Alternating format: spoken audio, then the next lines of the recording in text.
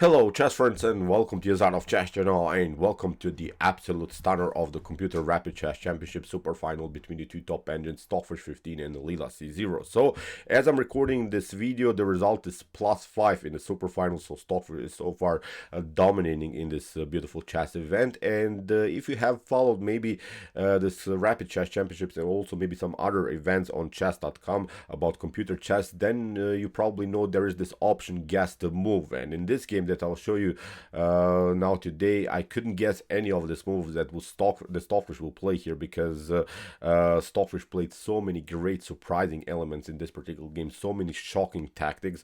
This was really incredible in my opinion, simply the best game so far in the super final for sure. So let's see now what happened. Stockfish with the white pieces opened with the move e4. We have here g6 by Leela c0, so far the modern defense. We have now the move d4 of course by Stockfish, and now bishop to g7 also by Leela. Knight to c3. We have now the move a6. In some of these lines, of course, black is trying to be aggressive here with the move b5, b4 against this knight. We have knight to f6, two knight system here, and in the game d6, the standard modern slash perch defense move here from black's perspective. Bishop to e2, knight to d7. We have kingside castling. We have e6, building this symmetrical pawn structure here now both sides. We have now the move bishop to e3, knight to e7, queen to d2, preparing also some ideas with bishop to h6, maybe trading off here the dash with bishop, and create of course many weaknesses in black's position. So in the game h6, not allowing of course this move now by white. We have here bishop to d3 by Stockfish, b5 by Leela c0 with the preparation to finally break and enter here with the move b4, and that's why knight to e2 getting out of this potential attack. Now Stockfish is trying to reroute the knight maybe on more active square here on g3, where the knight would control the f5 and the h5 square. So we have bishop to b7, a4, battling basically against this hook here that black built here. Sometimes when you have this advanced pawn structures of your opponents, then it's very nice, I think, to be aggressive on this side of the board to simply stop the progress here of blacks in the continuation. Good really defensive move here by Stockfish, basically forcing now black's reaction here on the queen side. We have b takes a4, rook to a4, c5 by Leela c0. We have knight to g3, and after c takes d4, bishop to d4, sort of mission accomplished, I think, for white. White still is trying to trade off the dark square bishop and has now great activity. The rook is very active, the bishop is also very active, the knights are powerful here, and this whole setup, this whole concept of blacks is of course not good, because all of these pieces are simply too passive, especially the knights. The knights are only on the 7th rank. Usually of course you want to bring your knights maybe on more active squares like knight to f6 or knight to c6, where they're controlling already the other side of the board. From this squares they're still just only defensive pieces, they're controlling only the 5th rank. So in the game kingside castling, we have now a rook to d1, a5 by Leela c0. We have bishop to e2, knight to f6, attacking now the pawn on e4, and now put your seatbelts on, the fun starts now. Pay good attention how the fish is now playing the game. From this point on, the game becomes really a one-way ticket. From this point on, Stockfish creates now immortal tactical shots. So Stockfish starts the tactical sequence with the move bishop to f6, so forcing a bishop to f6 and picking up the weak pawn on h6. So far it seems so that this should not be so scary for black, because black still has now the powerful bishop pair and has now activities, maybe possibilities maybe to be active here with the move d5 to break and enter, to maybe let this position explode with the bishop pair. This could be a good choice. But now here after move knight to c6 that Leela c0 played, Stockfish continues with the possible rook takes d6. Really wild stuff. Interesting idea, deflecting the queen simply from the defense of the king. And now another stunner. Look at this. The follow-up is even better than the initial tactic. Knight to h5, really amazing move, because if you play g takes h5, look what happens.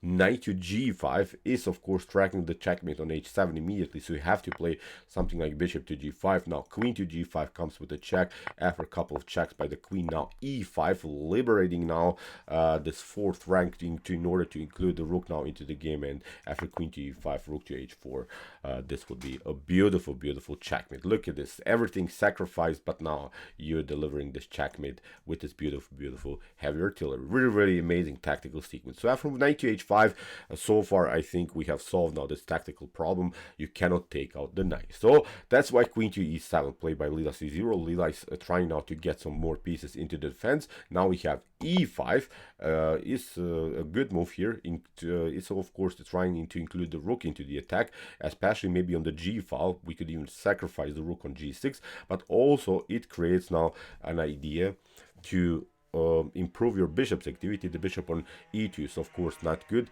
When it comes on d3, then it could be much better in the continuation. So here we have bishop to e5, we have bishop to d3, we have bishop to b2. If you play, for instance, knight to e5 here, this wouldn't be good. Then after g takes h5, there is simply no good check anymore by the queen possible. So that's why the move queen to e7, you see, was very important in order to defend its position. So that's why after move bishop to d3 that Stockfish played, now we have bishop to b2 by Leela c0. Leela is trying to stay somehow with the dark square bishop in the game, but now another beautiful move, of course, by Stockfish, rook to g4. We have here a beautiful preparation to break and enter here on the square g6, sacrificing maybe even the rook or maybe even the bishop here against this g6 square. So in the game, rook to d8, and now comes another immortal, beautiful move. Maybe you can even pause the video and try to see now the best continuation here for white. It's an amazing move. It's again another stunner really here by Stockfish. Maybe, as I said, pause the video and try to see now the best continuation here for white. Okay, here we have the stunning rook to d4. Really a great interference tactic because the bishop is not covering anymore the g7 square. So that's why here black has to play now the move f5 in order to control the g7 square. But now queen to g6 comes, of course. We have king to f8, queen to h6, again king to g8. We have knight to f6 comes with the check. And now we have to simply sacrifice the queen for the knight after queen to f6, knight to d4. We have knight takes d4, bishop to d4. And now after queen to e6, king to g7 now, queen to f5, and let's stop now and really evaluate the position. So if there would be maybe a king security of blacks, if the black's king would be secured, then of course we could talk about maybe even a winning game for black, but not in this position. Okay, when it comes to really pure material, it's of course obvious that black has great compensation for the lost queen, has two rooks and a minor piece for the queen. But the endangered king is simply a huge element now in this particular position. The endangered king is simply something that bothers now black through the whole game. And from this point on, I think this position is really undefendable. But again, you have to be really accurate here. I think many of us would even mess up this game because the problem of whites here is not really a tactical one. It's more of a positional one because you cannot really deliver checkmate here. You cannot just deliver checkmate with your queen and the bishop, so you have to deliver checks in order maybe to grab somehow one of these pieces, especially the bishops are a little bit loose on the board. So what we're trying to do is somehow deliver checks and maybe pick up the bishop on b7, or maybe pick up the bishop on d4, or maybe pick up one of the rooks. When that happens, then we can talk about really a pure winning game now for white. So let's see now how Stockfish is trying to make this happen. So rook to b8, we have h3, creating breathing spaces for the king, because obviously, of course, there are also sometimes some checkmate problems here on the first rank. We have bishop to a8, bishop to c4, preparing queen to f7. We have bishop to b2, now a check by the queen. Again, after a couple perpetuals, we have bishop to e6, preparing here to move bishop to f5, a rook to e8, and now bishop to f5 is coming into the game.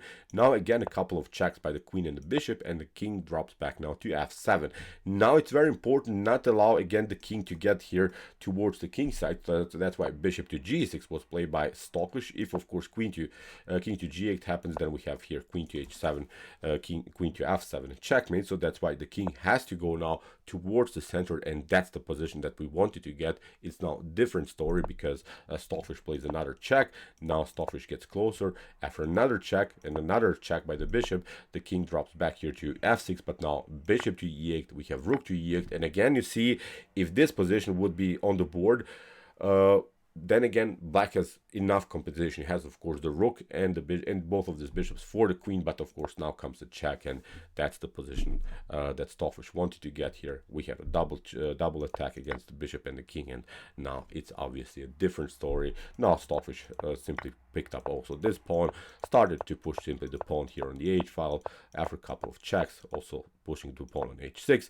and now of course h7 we have a rook to g7, and after promotion here of the queen on h8, king to c7, and queen to g7. After a couple more moves, the game was over here for black. So incredible game by Stockfish. Really amazing tactics. Let's go back to this critical moment. Really monstrous move here. Rook to d6. Let's see again the sequence. Queen to d6, knight to h5, now e5 liberates now the position, gets activated everything here in the game. Bishop to e5, bishop to d3, rook to g4, and now this was the beautiful interference tactic. Rook to d4, not allowing here's some defensive ideas around the square. g7, f5 was forced, and then when the queen was gone, it was simply a one-way ticket, of course, in white's favor. So great game, really amazing ideas, really cool tactics for sure.